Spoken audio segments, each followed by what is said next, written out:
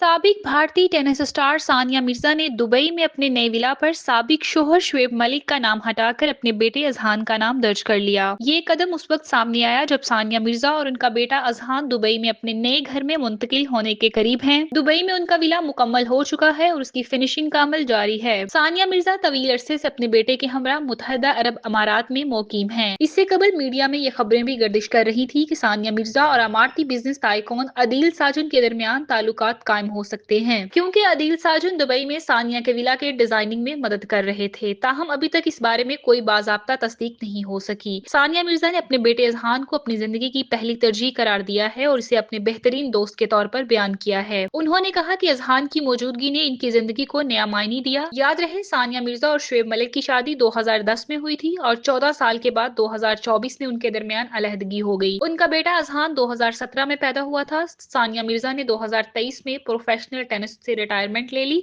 और अपने करियर में 6 ग्रैंड स्लैम टाइटल्स जीते थे।